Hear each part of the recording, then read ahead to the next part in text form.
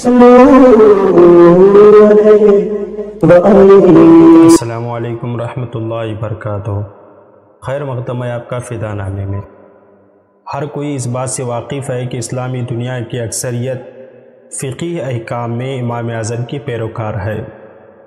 امام اعظم کو اللہ تعالیٰ نے بہت سے خصوصیات سے نوازا تھا، ان میں سے ایک اہم خصوصیت ان کی تابعیت ہے۔ یہ وہ خصوصیت ہے جس میں ائمہ مذاہبی ارباب میں امام اعظم ابو حنیفہ ہی یکتا و منفرد ہیں۔ امام اعظم کا نام نعمان بن ثابت اور کنیت ابو حنیفہ تھی۔ بالعموم امام اعظم کے لقب سے یاد کیے جاتے ہیں۔ آپ تمام ائمہ کے مقابلے میں سب سے بڑے مقام و مرتبے پر فائز ہیں۔ اسلامی فقہ میں حضرت امام اعظم ابو حنیفہ کا پایہ بہت بلند ہے۔ آپ نسلاً اجمی تھے۔ حضرت امام اعظم کی پیدائش کوفہ میں 80 ہجری بمطابق 699 عیسوی میں ہوئی اور آپ کا سن وفات 150 ہجری ہے۔ ابتدائی ذوق والد ماجد کی اطاعت میں تجارت تھا، لیکن اللہ نے ان سے دین کی خدمت کا کام لینا تھا، لہٰذا تجارت کا شغل اختیار کرنے سے پہلے آپ اپنی تعلیم کی طرف متوجہ ہوئے۔ امام اعظم کے آباء و اجداد فارسی النسل تھے۔ امام اعظم کے دادا زوتی کابل میں رہائش پذیر تھے۔ کابل اس وقت ملک ایران کا حصہ تھا۔ خلیفہ چہارم سیدنا حضرت علی رضی اللہ عنہ کے عہد خلافت میں مسلمان ہوئے اور آپ سے بے پناہ محبت و عقیدت کی بنا پر کابل چھوڑ کر کوفہ میں سکونت اختیار کی۔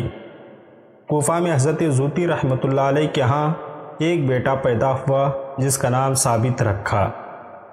برکت کی دعا لینے کی غرض سے حضرت علی رضی اللہ عنہ کی خدمت میں لے گئے امیر المومنین حضرت علی رضی اللہ عنہ نے ثابت کے لیے دعائے برکت فرمائی، جس کا اثر یہ ہوا کہ ثابت رضی اللہ عنہ جوان ہوئے، شادی کی تو ان کے ہاں امام اعظم ابو حنیفہ رضی اللہ عنہ پیدا ہوئے، جو اپنے وقت کے مسلمانوں کے بڑے بڑے مذہبی پیشواؤں کے بھی امام و پیشوا ہوئے اور قرآن و حدیث کے وہ راز نکال کر امت کے سامنے رکھ دیے جن کو دیکھ کر بڑے بڑے مجتہد امام بھی عش عش کر اٹھے۔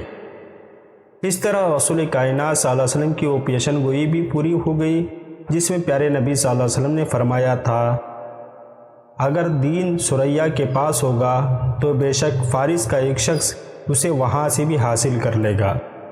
امام اعظم ابو حنیفہ نے جو ہی اس جہان رنگ و بو میں آنکھ کھولی تو اپنے آپ کو اسلامی علوم و فنون کے بہت بڑے مرکز کوفہ شہر میں پایا، جہاں باب مدینۃ العلم حضرت علی رضی اللہ عنہ اور حضرت عبداللہ ابن مسعود رضی اللہ عنہما اور دیگر بڑے بڑے جلیل القدر صحابہ اکرام کے علوم کے حامل شاگردوں کے علوم و معارف کے سمندر ٹھانٹے مار رہے تھے۔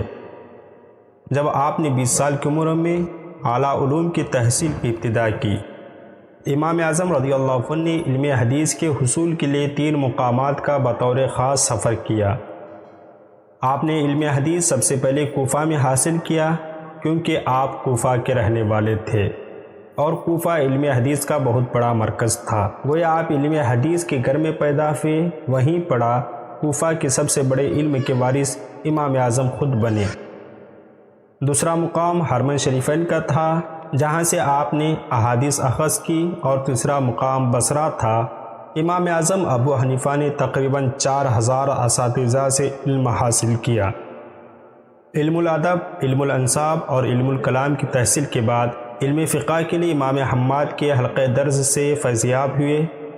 آپ کے شیوخ و اساتذہ کی تعداد تقریباً 4000 بتائی جاتی ہے، جن سے وہ وقتاً فوقتاً اکتساب علم کرتے رہے۔ امام محمد باقر اور امام جعفر صادق کی شاگردی کا بھی فخر انہیں حاصل ہے۔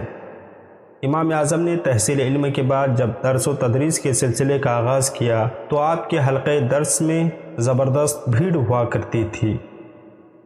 حاضرین میں اکثر دور دراز کے لوگ ہوتے تھے اور جید صاحبان علم ہوتے تھے۔ علامہ کروری نے آپ کے خاص تلامذہ میں 800 فقہ محدثین اور صوفیاء شمار کیا ہے۔ یہ ان ہزارہا انسانوں کے علاوہ تھے جو ان کے حلقے درس میں شریک ہوتے رہتے تھے۔ امام اعظم نے فقہ حنفیہ کی صورت میں اسلام کی قانونی و دستوری جامعیت کی لاجواب شہادت مہیا کی، اور اس مدت میں جو مسائل مدون کیے ان کی تعداد 12,70,000 سے زائد ہے۔ تمام کو آپ کی تالیف پر اجماع ہے اور صحابہ سے نقل روایت بھی ثابت ہے۔ امام اعظم شریعت کے ستون تھے۔ مورخ خطیب بغدادی نے امام کے پوتے اسماعیل سے روایت کیا ہے، میں اسماعیل بن حماد بن نعمان بن ثابت بن مرزبان ہوں، ہم لوگ نسلاً فارس سے ہیں۔ امام صاحب کے دادا ثابت بچپن میں حضرت علی کی خدمت میں حاضر ہوئے تھے، انہوں نے ان کے خاندان کے حق میں دعائے خیر کی تھی۔ ہمیں امید ہے کہ وہ دعا بے اثر نہیں رہی۔ تجارت ان کا پیشہ تھا، تجارت سے ہی رزق حلال کماتے اور دولت کی کوئی کمی نہ تھی، لیکن ان کی دولت و ثروت کا فائدہ طلباء اور حاجت مندوں ہی کو پہنچتا تھا۔ فروخت کیے جانے والے کپڑوں کے محاسن اور عیوب آپ برابر بیان کرتے اور خرابی کو کبھی نہ چھپاتے اور اپنے شاگردوں کی اکثر مالی امداد بھی کرتے۔ امام اعظم اپنا طریقہ اجتہاد و استنباط یوں بیان کرتے ہیں کہ میں سب سے پہلے کسی مسئلے کا حکم اللہ تعالیٰ کی کتاب سے اخذ کرتا ہوں، پھر اگر وہ مسئلہ وہاں نہ پاؤں تو سنت رسول سے لے لیتا ہوں، جب وہاں بھی نہ پاؤں تو صحابہ کرام رضی اللہ عنہم کے اقوال میں کسی کا قول مان لیتا ہوں اور ان کا قول چھوڑ کر دوسروں کا قول نہیں لیتا، اور جب معاملہ ابراہیم شعبی، ابن سیرین، عطا پر آ جاتے تو یہ لوگ بھی مجتہد تھے اور اس وقت بھی ان لوگوں کی طرح اجتہاد کرتا ہوں۔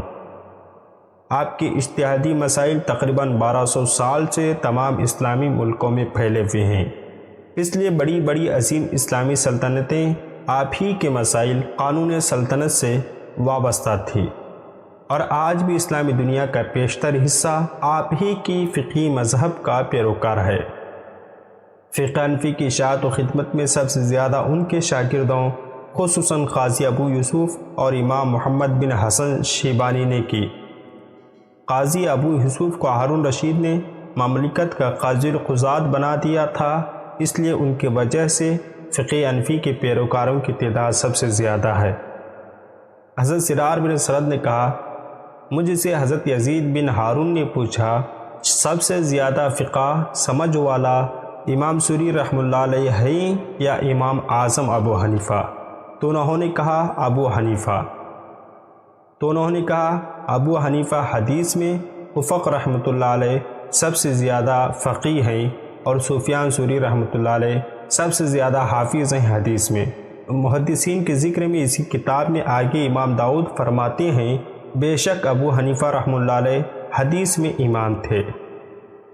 جب علم حدیث اور حضرت امام اعظم رضی اللہ عنہ کے حوالے سے گفتگو چل رہی ہے تو میں آپ سے درخواست کروں گا، امام اعظم امام المحدثین جو جامعہ نظامیہ سے شائع شدہ کتاب ہے، آپ اس کو ضرور خرید کر پڑھیں۔ مشہور مورخ ابن خلقان کی روایت ہے کہ امام اعظم ابو حنیفہ نے علماء تابعین کے علاوہ 4 اصحاب رسول حضرت انس بن مالک، حضرت عبداللہ بن ابی اوفی، حضرت سہل بن سعد، حضرت ابو طفیل بن واصلہ رضی اللہ عنہم کو پایا، لیکن امام علاء الدین الحسکفی رحمہ اللہ علیہ کی روایت کے مطابق آپ نے 20 صحابہ کرام رضی اللہ عنہم کو پایا اور 7 یا 8 سے درس حدیث بھی لیا۔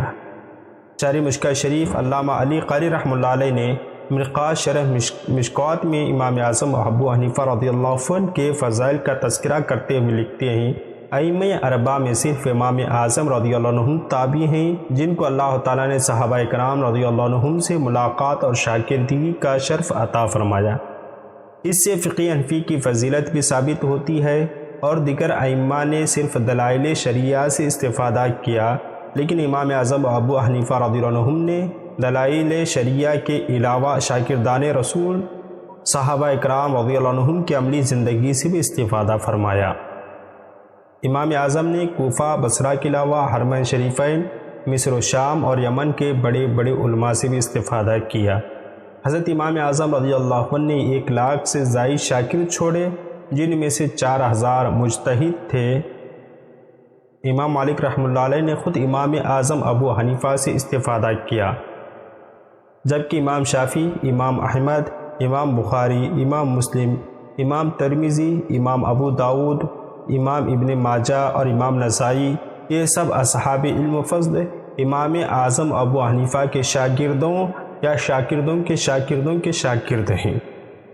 کتاب الآثار امام اعظم ابو حنیفہ کی حدیث کی تمام مروجہ کتابوں سے پہلے کی تحریر کردہ کتاب ہے، جسے امام اعظم سے آپ کے 13 شاگردوں نے روایت کیا ہے، اور امام اعظم نے 40,000 احادیث میں سے کتاب الآثار کا انتخاب کیا۔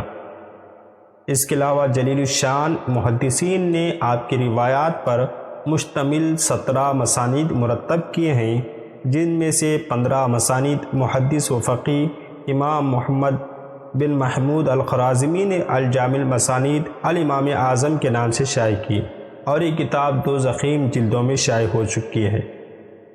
امام اعظم ابو حنیفہ نے سب سے پہلے اجتہاد کے اصول و قوانین وضع کیے، اور کتاب و سنت سے لاکھوں مسائل اخذ کر کے انہیں مدون و مرتب کیا، اور علم شریعت کو ہمیشہ ہمیشہ کے لیے محفوظ کر دیا۔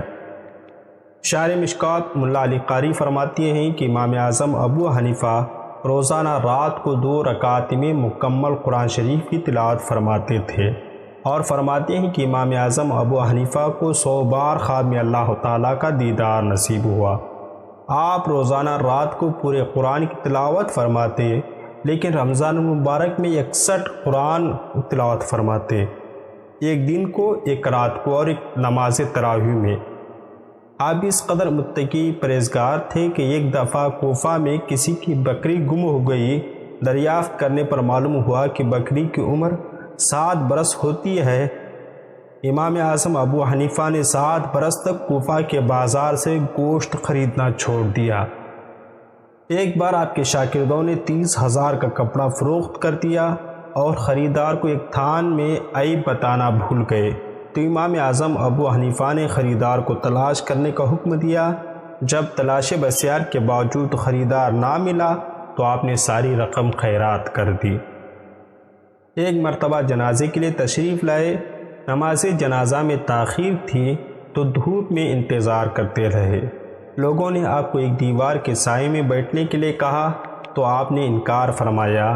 بعد میں پتہ چلا کہ اس مکان کا مالک امام اعظم کا مقروض تھا۔ امام اعظم اپنے مقروض کی دیوار کے سائے سے فائدہ نہیں اٹھانا چاہتے تھے۔ آپ کامیاب تاجر تھے، بے پناہ صدقہ و خیرات کیا کرتے تھے، خصوصی طور پر اہل علم کی خواہش پورا کرنے پر زیادہ توجہ دیتے تھے۔ جب بھی اپنے لیے لباس تیار کرواتے تو ایسا ہی لباس کسی ایک عالم دین کے لیے تیار کرواتے۔ جب بھی اپنے گھر کے لیے کھانے کا سامان خریدتے تو اس کے مثل صدقہ کرتے۔ جب بھی آپ کھانا کھاتے تو کھانے کی مقدار کی 2 مثل صدقہ فرماتے تھے۔ بنو امیہ کی حکومت کے آخری دور میں امام اعظم ابو حنیفہ کو قاضی القضات کا عہدہ پیش کیا گیا، جسے قبول کرنے سے آپ نے انکار کر دیا، جس پر گورنر کوفہ آپ کو 10 روز 10 کوڑے روزانہ مرواتا، لیکن آپ اپنے موقف پر ڈٹے رہے۔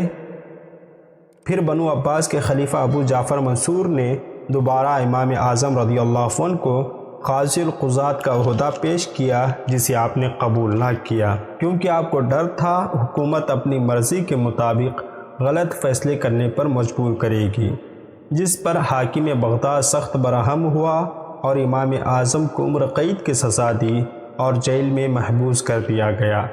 مگر امام اعظم نے جیل میں بھی عبادت و ریاضت اور علوم دینیہ کی تعلیم کا سلسلہ جاری رکھا۔ حضرت امام اعظم نے جیل میں 7,000 مرتبہ قرآن شریف کی تلاوت فرمائی، اور امام شافعی کے سوتیلے باپ اور استاد حضرت امام محمد بن حسن شیبانی کو جیل ہی میں تفسیر و حدیث اور فقہ کی مکمل تعلیم دی۔ مگر ظالم حکومت یہ بھی برداشت نہ کر سکی، بالآخر آپ کو سخت قسم کا زہر پلا دیا گیا، جس کے نتیجے میں علم و فضل کا یہ آفتاب رجب المرجب 150 ہجری کو بغداد کی جیل میں غروب ہو گیا۔ انا للہ و انا الیہ راجعون۔ امام اعظم کی پہلی بار نماز جنازہ پڑھی گئی تو 50,000 آدمی جب آنکھ ہوئے جب آنے والوں کا سلسلہ جاری رہا تو 6 بار نماز جنازہ پڑھائی گئی۔ آپ ملکہ خیزرہ کے مقبرے کے مشرق کی جانب دفن ہوئے۔ آپ کی نماز جنازہ میں لاکھوں لوگوں نے شرکت کی اور آپ کو بغداد شہر کے خیزران نامی قبرستان میں دفن کیا گیا۔ اس دور کے ائمہ فضلاء نے آپ کی وفات پر بڑے رنج کا اظہار کیا۔ ابن جریح مکہ میں تھے، سن کر فرمایا بہت بڑا عالم جاتا رہا۔ شعبہ بن المجاج نے کہا کوفہ میں اندھیرا ہو گیا۔ عبداللہ بن مبارک بغداد آئے تو امام کی قبر پر گئے اور رو رو کر کہا افسوس تم نے دنیا میں کسی کو جانشین نہ چھوڑا۔ سلطان الپ ارسلان نے ان کی قبر پر قبہ بنوایا۔ حضرت علامہ ملا علی قاری رحمہ اللہ علیہ نے مرقاة شرح مشکات میں فرماتے ہیں کہ آپ کی قبر بغداد شریف میں ہے، جس کی زیارت کی جاتی ہے، جس سے برکت حاصل کی جاتی ہے۔ امام شافعی فرماتے ہیں کہ امام اعظم ابو حنیفہ کی قبر دعا کی قبولیت کے لیے تریاق کی حیثیت رکھتی ہے۔ نیز فرماتی ہیں کہ میں امام اعظم ابو حنیفہ کی قبر کے ذریعے برکت حاصل کرتا ہوں، اور جب مجھے کوئی حاجت درپیش آتی ہے تو میں آپ کے قبر کی مبارک کے پاس 2 رکعتیں نماز پڑھتا ہوں اور اللہ تعالیٰ سے اپنی حاجت کے لیے سوال کرتا ہوں، تو بہت جلد میری حاجت پوری ہو جاتی ہے۔ جبکہ حضرت داتا گنج بخش علیہ رحمت رضوان نے کشف المحجوب میں لکھا ہے کہ حضرت امام اعظم رضی اللہ عنہ کی کمال درجہ تعریف و توصیف کرنے کے بعد آپ کے بارے میں مبشرات کا ذکر کرتے ہوئے تحریر فرماتے ہیں کہ ملک شام میں حضرت بلال حبشی کی قبر کے پاس سو رہا تھا کہ خواب میں دیکھا کہ رسول صلی اللہ علیہ وسلم باب بنو شیبہ سے مسجد حرام میں داخل ہوئے اور آپ کی گود میں ایک بوڑھا شخص ہے۔ میں تعظیماً کھڑا ہو گیا اور قدم بوسی کی تو فرماتے ہیں میں حیران تھا کہ بوڑھا شخص کون ہے، تو رسول صلی اللہ علیہ وسلم نے میرے دل کی حیرانی معلوم فرمائی اور کہا یہ تیرا اور تیرے اہل وطن کا امام ابو حنیفہ ہے۔ حضرت امام اعظم نہایت ذہین اور قوی حافظہ کے مالک تھے۔ حضرت امام اعظم رضی اللہ عنہ کا زہد و تقوی، فہم و فراست اور حکمت و دانائی بہت مشہور تھی۔ آپ نے اپنی عمر مبارک میں 7000 مرتبہ ختم قرآن کیا، 45 سال تک ایک وضو سے 5 نمازیں پڑھی، رات کے 2 نفلوں میں پورا قرآن کریم ختم کرنے والے حضرت امام اعظم رضی اللہ عنہ دن کو علم پھیلاتے اور رات کو عبادت کرتے۔ حضرت امام اعظم کے حیات مبارکہ کے لا تعداد کوشیں ہیں۔ ائمہ حدیث آپ کا ذکر کرتے ہوئے کہتے ہیں کہ ایک طرف آپ علم کے سمندر ہیں اور دوسری طرف زہد و تقوی اور طہارت کے پہاڑ ہیں۔ ایک دفعہ حضرت امام اعظم اور حضرت امام شافعی کے شاگردوں کے مابین جھگڑا پیدا ہو گیا۔ ہر گروہ اپنے امام کی فضیلت کا دعوے دار تھا۔ حضرت امام ابو عبداللہ رحمہ اللہ علیہ نے دونوں کے درمیان فیصلہ کیا۔ اصحاب شافعی سے فرمایا کہ پہلے تم اپنے امام کے اساتذہ گنو۔ جب گنے گئے تو 80 تھے۔ پھر انہوں نے احناف سے فرمایا اب تم اپنے امام کے اساتذہ گنو۔ جب انہوں نے شمار کیے تو معلوم ہوا 4000 تھے۔ اس طرح اساتذہ کی عدد نے اس جھگڑے کا فیصلہ کر دیا۔ آپ فقہ اور حدیث دونوں میدانوں میں امام الائمہ تھے۔ امام صاحب میان عقل، خوشرو اور موزوں جسم کے مالک تھے۔ گفتگو نہایت شیریں کرتے، آواز بلند اور صاف تھی اور فصاحت سے ادا کرتے تھے۔ اکثر خوش لباس رہتے تھے۔ سرکاری وظیفہ خواری سے دور رہے۔ حریت فکر، بے نیازی، حق گوئی ان کا طرح امتیاز تھا۔ آپ سے درخواست ہے کہ آپ ہمارے چینل کو سبسکرائب کریں، بیل بٹن کو پریس کریں اور اس ویڈیو کو لائک اور شیئر ضرور کریں۔ آپ کا نام ابو عبداللہ محمد بن ادریس شافعی غزہ فلسطین میں پیدا ہوئے۔ 150 ہجری 767 عیسوی میں پیدا ہوئے۔ حضرت امام شافعی کی ولادت ہی کے روز امام ابو حنیفہ کا انتقال ہو گیا تھا۔ امام شافعی کا نسب 9ویں پشت میں رسول کائنات صلی اللہ علیہ وسلم کے نسب سے مل جاتا ہے۔ امام شافعی کی نسبت امام کے جد اعلیٰ شافعی بن سائب کی طرف ہے۔ وہ بہت ذہین و طباع تھے۔ 7 سال کی عمر میں قرآن مجید اور 10 سال کی عمر میں موطا حفظ کر لیا تھا۔ 15 سال کے ہوئے تو اپنے استاد کی اجازت سے فتویٰ دینے لگے۔ حضرت امام شافعی کے نشو و نما اور تعلیم و تربیت مکہ معظمہ میں ہوئی۔ یہاں کے شیوخ میں مفتی حرم مسلم بن خالد زنجی اور سفیان بن علیہ سے احادیث کا سماع کر چکے۔ مدینہ منورہ میں امام مالک اور عراق میں امام محمد سے اکتساب فیض کیا۔ امام محمد سے بحث و مناظرہ بھی کیے۔ امام شافعی کے درس و تدریس کا آغاز مکہ میں ہو گیا تھا۔ آخر عمر میں مصر تشریف لے گئے، جہاں انہوں نے اپنے قدیم افکار و آراء پر نظر ثانی کی اور بعض رائیوں سے رجوع بھی کر لیا۔ اس بنا پر کتابوں میں ان کے قول قدیم و جدید کا ذکر ملتا ہے۔ قدیم سے مصر کے قیام سے پہلے کے اور جدید سے مصر کے قیام کے زمانے کے اقوال مراد ہیں۔ حضرت امام شافعی کا 719 عیسوی 206 ہجری میں مصر میں انتقال ہوا۔ ان کے قدیم شاگردوں میں امام احمد بن حنبل، اسحاق بن راہویہ، امام ابو نور موسیٰ بن جارود، حسن بن محمد بن صبا اور مصری تلامذہ میں امام اسماعیل بن یحییٰ مزنی، یوسف بن یحییٰ بولیتی، ربی بن سلیمان مرادی، حرملہ بن یحییٰ تجیبی اور یونس بن عبد الاعلیٰ صدفی مشہور ہیں۔ امام شافعی کی معاشی حالت اچھی نہ تھی۔ بچپن ہی میں والد کا سایہ سر سے اٹھ گیا تھا۔ ماں نے پرورش کی۔ تعلیم سے فراغت کے بعد معاش کی فکر ہوئی تو یمن چلے گئے۔ مصعب بن عبداللہ قریشی قاضی یمن کی مدد سے ان کو ایک کام مل گیا۔ یہاں امام صاحب رعایا کو حکام و امراء کے شر اور ظلم سے بچانے کے لیے فکر کرتے رہے اور گورنر کی بیجا حرکتوں پر اس کو ٹوک بھی دیتے تھے، جس سے اس کو بڑی ناگواری ہوتی تھی۔ اس نے چاہا کہ بغاوت کے الزام میں امام صاحب قتل کر دیے جائیں۔ چنانچہ اس نے خلیفہ ہارون رشید کو شکایت لکھ کر بھیجی کہ امام صاحب عباسی حکومت کی مخالف اور اولیوں کے طرفدار ہیں۔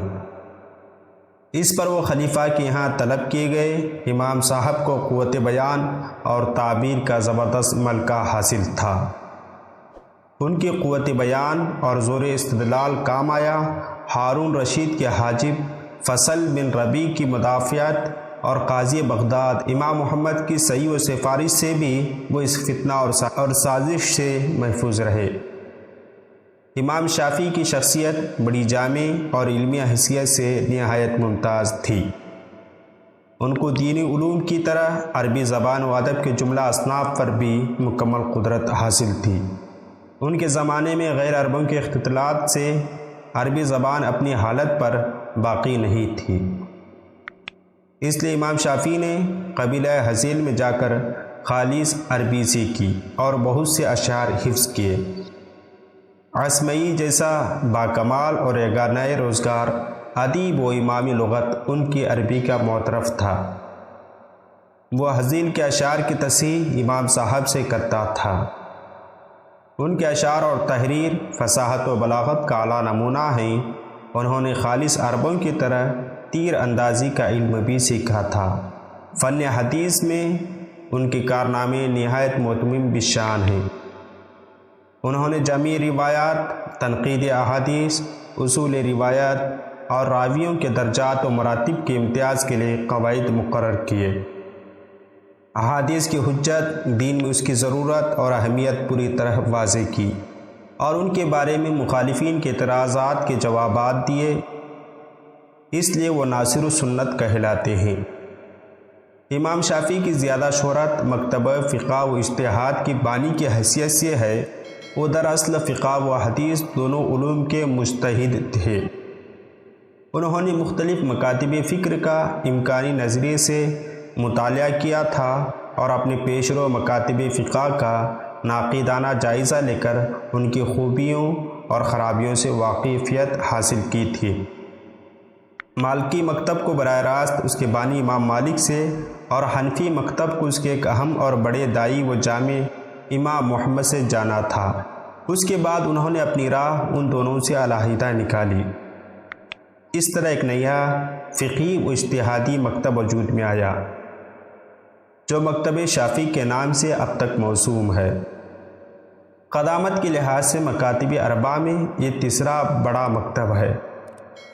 اس مسلک کی اولین بنیاد قرآن مجید ہے، اور امام شافعی ظاہر قرآن سے اس وقت انحراف کرتے جب ان کو کسی دلیل سے یہ معلوم ہو جاتا ہے کہ ظاہر قرآن مراد نہیں۔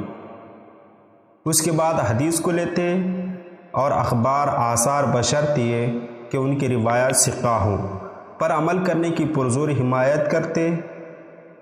جب کسی کا سلسلہ رسول اللہ صلی اللہ علیہ وسلم تک بسند متصل پہنچ جاتا تو امام مالک کی طرح اس کے بعد وہ کسی عمل کی جو حدیث کی تائید کرتا ہو، اور وہ اہل عراق کی طرح شہر حدیث کی شرط نہ لگاتے۔ وہ حدیث صحیحہ کو اس نگاہ سے دیکھتے ہیں جس نگاہ سے قرآن مجید کو دیکھتے ہیں۔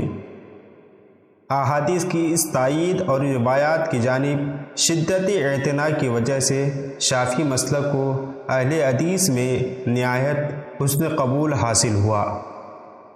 احادیث کے بعد وہ اجماع پر عمل کرتے ہیں۔ جب کوئی منصوص دلیل نہیں ملتی تو قیاس پر اس شرط کے ساتھ عمل کرتے ہیں اس کے لیے کوئی معین اصل موجود ہو۔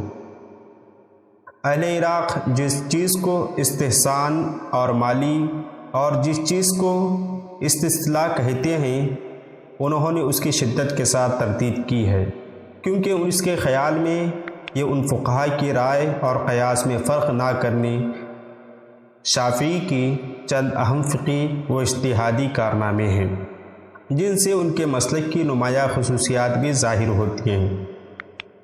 انہوں نے علم الفقہ کے اصول مرتب کیے اور اصول فقہ میں سب سے پہلی کتاب الرسالہ فی اصول لکھی۔ امام شافعی سے پہلے مرسل و منقطع روایتیں بے تکلف قبول کر لی جاتی تھی۔ انہوں نے کہا اگر حدیث کے تمام طریق جمع کر کے دیکھے جائیں تو بہت سے مرسل روایات باصل یا مسند روایت کے خلاف نظر آئیں گی۔ اس صورت میں ان کو قبول کرنے سے دین میں خلل واقع ہوگا، اس لیے انہوں نے مرسل حدیثوں کو ماننے کے لیے چند شرطیں عائد کی، روایتوں کی جمع و تطبیق کے قاعدے وضع کیے اور اصول مرتب کیے۔ وہ ہر مسئلے میں کتاب اللہ کے بعد حدیث کو تلاش کرتے تھے۔ جب حدیث ان کو نہ ملتی تب استدلال کے دوسرے طریقوں سے کام لیتے تھے، اور اگر بعد میں حدیث مل جاتی تو وہ اپنے اجتہاد سے رجوع کر کے اس حدیث کو اختیار کر لیتے تھے۔ امام شافعی نے ایک نئے اور مستقل فقہی مکتب کو وضع کرنے اور اس کے اصول و ضوابط مقرر کرنے کا مقصد یہ تھا جو فقہی مکاتب اپنے اپنے علاقوں کے علماء و فقہاء کے اقوال کے دائروں میں سمٹ گئے تھے، وہ روایات و آثار کے ظاہر ہونے اور پھیلنے کے بعد ان کے پورے ذخیرے سے فائدہ اٹھائیں اور سلف کے طریق پر روایات مل جانے کی صورت میں اپنے قیاسات و اجتہادات سے دستبردار ہو جائیں۔ امام شافعی سے پہلے علماء، فقہاء، اہل حدیث و اہل راہ دو گروہوں میں تقسیم ہو گئے تھے اور دونوں کے درمیان بڑی گہری خلیج حائل ہو گئی تھی۔ ان کے انداز فکر، طرز عمل نے دونوں گروہوں کے درمیان کی دوری کو کم کر دیا۔ علامہ ابن الندیم نے امام شافعی کی تصنیفات کی طویل فہرست دی ہے۔ ابن حجر نے ان کی کتابوں کی تعداد 140 یا 160 لکھی ہے، مگر ان میں اکثر ناپید ہیں۔ چند مشہور کتابوں کے نام یہ ہیں: مسند شافعی، یہ حدیثوں کا انتخاب ہے، اس کے اصل مرتب کردہ ابو العباس اسم ہیں۔ بعض لوگوں کا خیال ہے ابو العباس کی ماں سے محمد مطیر نیشاپوری نے اس کو مرتب کیا تھا، حالانکہ ان کی حیثیت ناقل و کاتب کی ہے۔ متعدد علماء نے اس کی تشریح لکھی ہیں اور یہ طبع ہو چکی ہیں۔ دوسری کتاب سنن شافعی، یہ بھی امام صاحب کی مشہور کتاب ہے۔ آپ کے شاگرد ابو ابراہیم بن اسماعیل نے امام صاحب سے اور ابو ہریرہ سے ابو جعفر طحاوی نے اس کی روایت کی ہے۔ حضرت امام شافعی کے ذکر خیر کے بعد اب باری آتی ہے حضرت امام شافعی کے استاد حضرت امام مالک رضی اللہ عنہ کی۔ آپ کا نام مالک بن انس اور کنیت ابو عبداللہ تھی۔ آپ کے پردادا ابو عامر صحابی رسول تھے۔ حضرت امام مالک رضی اللہ عنہ 93 ہجری میں پیدا ہوئے۔ امام مالک کبھی مدینہ منورہ سے باہر نہیں گئے۔ یہاں حضرت امام مالک نے قرأت نافع سے سیکھی۔ اس کے علاوہ امام زہری، امام جعفر صادق، محمد بن مکندر، محمد بن یحییٰ انصاری اور یحییٰ بن سعید انصاری سے علم حدیث حاصل کیا۔ فقہ میں ابو عثمان رابعۃ الرائس کے شاگرد رہے۔ حصول علم کے بعد آپ نے درس و تدریس کا آغاز کیا۔ اس حلقے درس سے بڑے بڑے لوگ فیض یاب ہو کر نکلے۔ ان کے شاگردوں میں وکی بن الجراح، عبد الرحمن بن مہدی، فضل بن دکین، لیث بن سعد، عبد الرزاق بن حمام، معین بن عیسیٰ، امام شافعی، امام محمد بن یوسف، امام محمد ابو یوسف، امام بن قاسم مالکی، اسد بن فرات، ذوالنون مصری، ابو التعاویہ واقدی، مقاتل بن سلیمان جیسے عظیم علماء شامل ہیں۔ امام مالک کے حدیث کے میدان میں بہت کام کیے۔ موطا امام مالک مرتب کی۔ آپ کی اس کتاب کو حدیث کی پہلی کتاب ہونے کا درجہ حاصل ہے۔ اس کتاب کا ایک امتیاز یہ بھی ہے، اس کی تمام احادیث صحیح ہیں۔ کتب احادیث میں یہ مقام صرف صحیح بخاری اور صحیح مسلم کو حاصل ہے۔ آپ کی اس کتاب کو قبول عام حاصل ہوا اور اس کی بے شمار شرحیں لکھی گئی، جن میں سے ابو سلیمان خطاطی، بن عبد البر، قاضی ایاز، قاضی ابو بکر ابن العربی، امام سیوطی اور شاہ ولی اللہ محدث دہلوی کی شرحیں زیادہ مشہور ہیں۔ امام صاحب کردار آدمی تھے، حق کے لیے ہر قسم کی مشکلات اٹھانے کے لیے تیار تھے۔ سیاسی معاملات میں بنو عباس کے حامی نہیں تھے، بلکہ ان کے مقابلے میں اہل بیت کی حمایت کرتے تھے۔ اس لیے آپ کو حاکم مدینہ جعفر نے کوڑے لگوائے اور آپ کے کھاندے اکھڑ گئے، لیکن آپ نے جبر کی بیعت اور جبر کی طلاق کو ماننے سے انکار کر دیا۔ امام مالک کو فقہ کے ائمہ میں بلند مقام حاصل ہے۔ ان کے زمانے میں بڑے بڑے علماء نے ان سے اس علم کو سیکھا۔ اس طرح ان کے شاگردوں کے پاس سارے عالم اسلام سے لوگ آتے تھے۔ آپ کی فقہ کو پھیلانے میں اہم کردار عبد الرحمن بن قاسم اور زیاد بن عبد الرحمن نے ادا کیا۔ دونوں آپ کے شاگردوں میں سے تھے۔ آج کل مصر، سوڈان، اندلس، قطر، بحرین، طرابلس اور تیونس میں اس مسلک کی اکثریت ہے۔ حضرت امام مالک رحمہ اللہ علیہ نے 179 ہجری میں مدینہ منورہ میں وفات پائی اور یہیں دفن ہو گئے۔ حضرت امام مالک کی کئی خصوصیات تھیں جو ان کو اوروں سے جدا کرتی ہے۔ آپ مدینہ الرسول کے سب سے بڑے محدث، عالم اور فقیہ تھے۔ زہد میں یکتا، حب رسول میں منفرد، سنت نبی پر عمل کرنے میں بے مثال تھے۔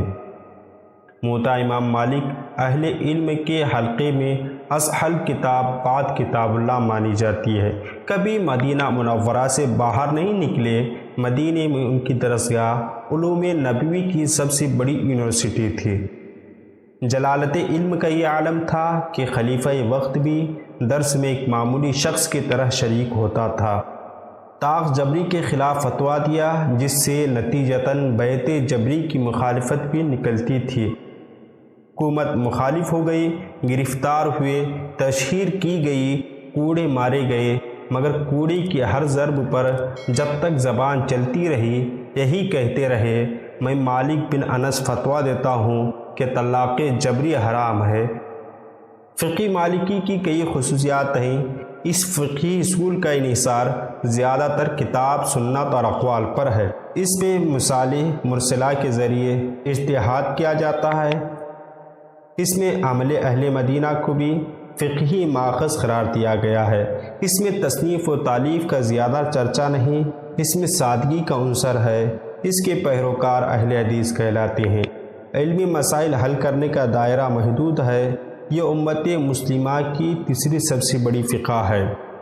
حضرت امام مالک کا وہ واقعہ بھی بڑا مشہور ہے کہ آپ ایک مرتبہ درس دے رہے تھے، دوران درس کہیں سے آپ کے جسم پر آپ کے لباس کے اندر ایک بچھو داخل ہو جاتا ہے اور آپ کاٹنے لگتا ہے، اور جب آپ اسی حالت میں درس دینے لگے اور آپ پسینے سے سرابور ہو چکے تھے، آپ کا چہرہ درد کی وجہ سے سرخ ہو چکا تھا، جب درس ختم ہوا، جب جھبے مبارک نکالے تو جسم میں سے بچھو نیچے گر جاتا ہے۔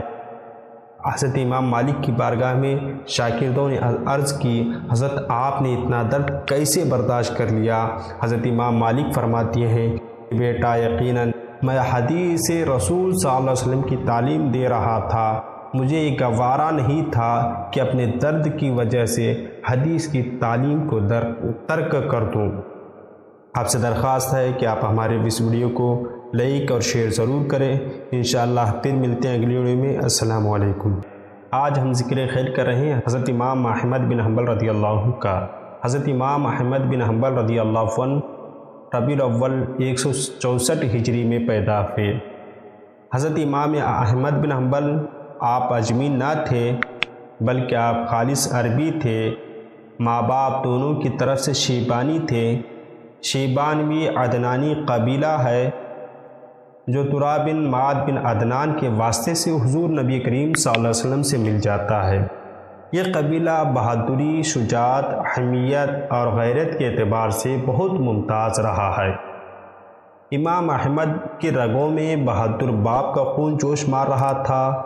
عزت نفس، عزم، ارادہ، صبر و تحمل اور مصائب کے برداشت کی عادت اپنے خاندان سے وراثت میں پائی تھی۔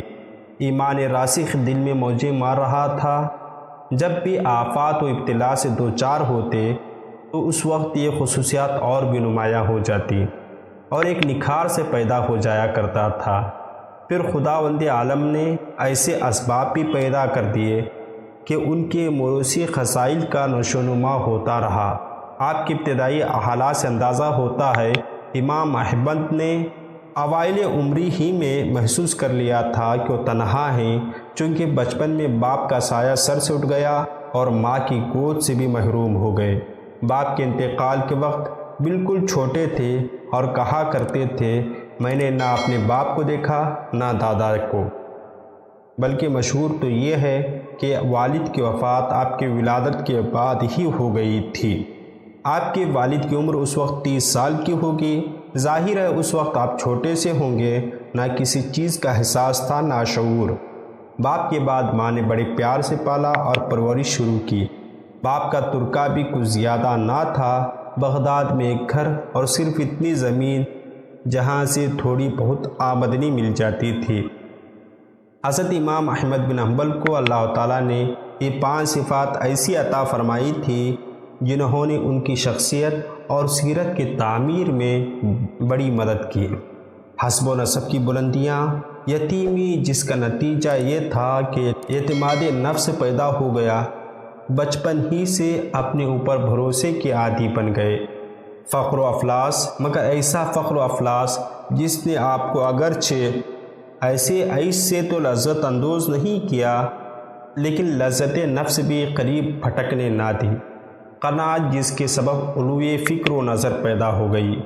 تقوی جس کے سبب اللہ تعالیٰ کے علاوہ کسی کے سامنے آپ نے سر نہ جھکایا۔ ان نعمتوں کے علاوہ اللہ تعالیٰ نے ایسی عقل سلیم اور فکری بلندی بھی عطا فرما دی جس کے ذریعے آپ نے حقیقت شناسی اختیار کر لی۔ ذاتی صفات میں امام شافعی سے مشابہت ملتی جلتی نظر آتی ہے۔ اعلیٰ نسبی، یتیمی، فقر، مفلوق الحالی، عالی ہمت، نفس خود شناسی اور ذہن وغیرہ سب صفات دونوں استاد اور شاگرد میں قدر مشترک تھی۔ اس لیے دونوں ہی کو ان کی ماؤں نے اپنے حسن تربیت کے ذریعے پہچانا اور سربلندی و رفعت کی صلاحیتیں پیدا کی۔ حضرت امام احمد بن حنبل کے درس میں چند خصوصیات ایسی تھیں جو عوام کے دلوں پر بڑی اثر انداز ہوتی تھیں۔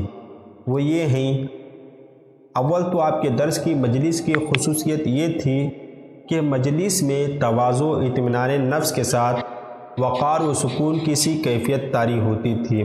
وقار و سکون کی کیفیت صرف آپ کی علمی مجلس ہی پر منحصر نہ تھی، بلکہ آپ کی ہر مجلس خواہ نجی ہو یا علمی ایسی کیفیت کے حامل ہوا کرتی تھی۔ نہ آپ مذاق کے عادی تھے، نہ لغو و لعاب کی باتیں پسند فرماتے تھے۔ جو لوگ آپ کی خدمت میں اکثر آیا کرتے تھے وہ اس امر سے بخوبی واقف تھے، چنانچہ آپ کی موجودگی میں ہنسی و دل لگی کی باتیں بالکل نہ کرتے، چاہے وہ مجلس علم ہو یا نہ ہو۔ امام احمد کے شیوخ اور اساتذہ کو بھی آپ کی اس عادت سے واقفیت تھی اور سب اس کا لحاظ رکھتے تھے، چنانچہ بزرگ بھی آپ کی موجودگی میں مزاح کی باتوں سے اجتناب کرتے۔ حضرت ابو نعیم ایک واقعہ نقل کرتے ہیں کہ ایک بار ہم لوگ یزید بن ہارون کی مجلس میں موجود تھے۔ یزید نے اپنے شاگردوں سے جو کہ وہ لکھا رہے تھے کوئی بات ہنسی کی کہہ دی۔ وہاں امام احمد بن حنبل بھی موجود تھے۔ وہ صرف حلق میں ہی کچھ لگنے کی طرح کھنکارے تو یہ دیکھ کر یزید نے اپنی پیشانی پر ہاتھ مارا اور سب سے کہا، کم بختو، تم نے مجھے بتایا کیوں نہ تھا کہ احمد بھی یہاں موجود ہے، بھلا میں بات ہی کیوں کرتا۔ بسا اوقات تو حضرت امام احمد بن حنبل اس پر بھی مجبور ہو جاتے تھے کہ مزدوری کے بل بوتے پر پیٹ پال لیتے جب جیب خالی ہوتی، اور اس وقت بھی یہ امر آپ کے راہ گزرتا کہ کسی کا عطیہ قبول کر لیں۔ آپ اپنے جسم کو تکلیف پہنچانا گوارا کر لیتے لیکن اپنے ضمیر کو مجروح نہ ہونے دیتے۔ زندگی بھر اسی طرح دن گزارے، ہمیشہ آپ نے اپنا ضمیر آزاد رکھا، خواہ جسمانی تکلیف برداشت ہی کیوں نہ کرنا پڑے۔ حضرت امام احمد بن حنبل اس ماحول میں زندگی گزارتے تھے کہ زندگی کی سختیاں برداشت کرتے، اسرت و تنگ دستی کا مقابلہ کرتے، مگر عطیات اور تحفہ جات قبول نہ کرتے۔ کسب حلال کا آپ ہر لمحہ اور قدم قدم پر خیال رکھتے تھے۔ جو مال ان کے پاس آ رہا ہے اس میں ذرہ برابر بھی حرام ہونے کا تصور پیدا نہ ہو سکے۔ اگر ذرا سا شبہ بھی ہو جاتا تو فوراً واپس کر دیتے، خواہ وہ اس کی واپسی کے بعد کتنی ہی تنگ دستی اور اسرت کے دن دیکھنے نہ پڑے۔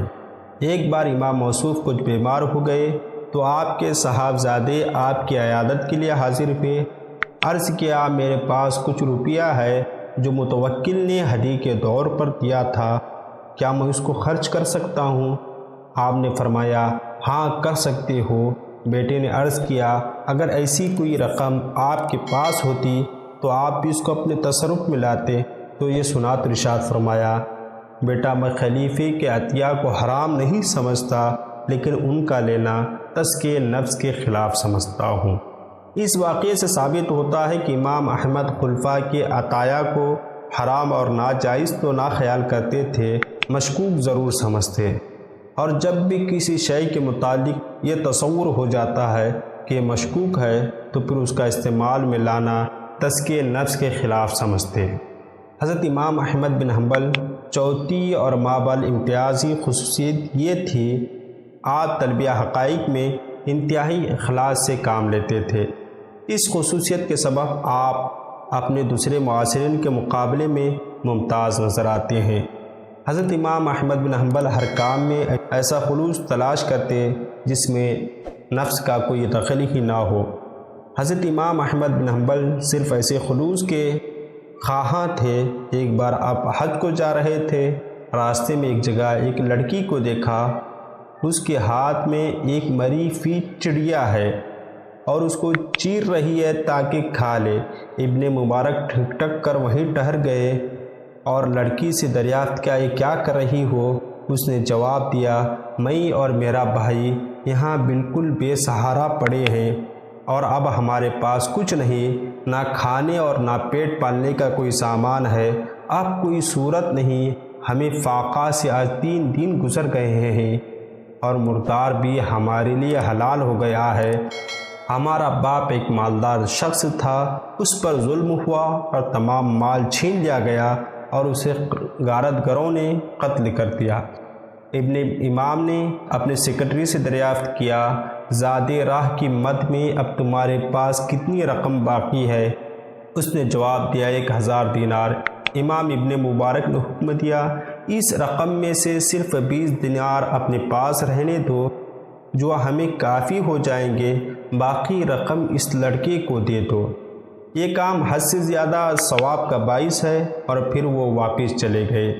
حضرت امام احمد بن حنبل جو سب سے زیادہ خوبی ان میں پائی جاتی تھی وہ ان کے اوصاف کے مقابلے میں نمایاں حیثیت رکھتی ہے۔ وہ وصف آپ کی شہرت و عزت کا سب سے بڑا سبب بنا، اور در حقیقت یہ وہ خوبی جو آپ کے تمام فضائل و خصائل اور صفات قدسیہ کی اصل بنیاد ہے، جو آپ کے قوت ارادی، سچائی اور عالی ہمتی کے سبب اس وجہ سے آپ نے اپنے جسم کو مصائب و آلام کے لیے وقف کر دیا تھا اور اپنے نفس کو مطمئن اور پاک و صاف کر لیا تھا۔ مصائب کے فتنوں میں مبتلا ہو کر اس طرح سے نکلے جیسے بھٹی سے تپا ہوا سونا نکلتا ہے، پھر اپنے آپ کو ہر میل کچیل اور گھناؤنی فضاؤں سے پاک و صاف کر لیا۔ دنیاوی آشائش کے جال کو آپ نے کاٹا اور توڑ دیا، ہر وہ شے ترک کر دی جو مشکوک تھی، ہر وہ چیز اختیار کر لی جو درجات تقین کی حامل تھی۔ جاہ منصب نے انہیں دعوت دی مگر آپ نے رد کر دی۔ زندگی کے آسائش و آرام اور کسی شے میں اپنا دل نہ پسایا۔ جس طرح صیقل شدہ اور صاف و شفاف بدن پر میل نہیں رہتا، اس طرح آپ نے اپنے دل کو، اپنی زندگی کو لوگوں کے سامنے رکھا۔ حضرت امام احمد بن حنبل کے دور میں کسی کو ان کے مقابلے میں نہیں دیکھا جو دیانت و امانت میں بڑا ہوا ہو، ان سے زیادہ اپنے نفس پر قابو پانے والا ہو، فقہ پر عامل ہو، اخلاق بزرگانہ کوٹ کوٹ کر بھرے ہوں، دل میں اس بات ہو۔ حضرت امام احمد بن حنبل کی آزمائش تنگ دستی، فقر و فاقہ، غربت و افلاس سے بھی ہوئی، مگر غربت نے ان کے قلب کو کثیف نہ کیا، فقر و افلاس نے آپ کے عقل کو فتنے میں مبتلا نہ کیا۔ 4 خلفائے وقت نے ایک کے بعد دیگر آپ کو آزمائش کے میدان میں گھسیٹا، لیکن اس امتحان سے بھی آپ پاک باز شخصیت کے ساتھ اسی حیثیت سے باہر نکل آئے۔ اس وقت اختیار و آزمائش کے طریقے بھی نئے تھے۔ مامون نے قید و بند کے مصائب میں مبتلا کیا، آپ نے زندان خانے کی طرف 4 دیواری میں اس طرح گئے، بیڑیوں کا وزن اور ہتھکڑیوں کی جھنکار چلنے نہ دیتی تھی۔ خلیفہ معتصم باللہ نے سزائے قید دی، کوڑوں سے پٹوایا، اور واثق باللہ نے پابندیاں عائد کی اور زندگی تلخ کر دی، لیکن کوئی تکلیف ان میں تزلزل نہ لا سکی۔ پھر ان کے بعد ایک بڑی بلکہ سب سے سخت آزمائش سے ہمکنار ہونا پڑا، جو متوکل باللہ نے سونے چاندی کے ڈھیر کے سامنے جمع کر دیے، مگر آپ نے نہایت لاپرواہی سے سیم و زر کے انبار کو ٹھکرا دیا۔ آپ نے نعمت سے معمور دسترخوان اس وقت بھی ٹھکرا دیے جب بھوک سے نڈال ہو چکے تھے۔ سونے چاندی کی تھالیاں اس وقت بھی واپس کر دیں جب جیب خالی تھے۔ ریشم و دباج کے لباس پر اس وقت بھی نگاہ نہ ڈالی جب وہ سیدھا اور پرانا لباس جسم پر تھا۔ آپ نے کسی ایسی شے کی طرف ہاتھ نہ بڑھایا جو مشکوک یا شان تقویٰ کے خلاف ہو۔ یہ تھے حضرت امام احمد بن حنبل کے اخلاق، عادات و خصائل۔ انشاءاللہ ان کی کرامات کسی اور ویڈیو میں بیان کی جائیں گی۔ حضرت امام احمد بن حنبل نے رسالت مآب صلی اللہ علیہ وسلم کا منہاج اختیار کیا تھا، اسی کے نور کی روشنی حاصل کر کے وہ دوسروں کی رہبری کی اور ہمیشہ اس آیت پر عمل کیا، یعنی حضور صلی اللہ علیہ وسلم کی زندگی تمہارے لیے اسوہ حسنہ ہے۔ لقد کان لکم فی رسول اللہ اسوۃ حسنہ۔ السلام علیکم۔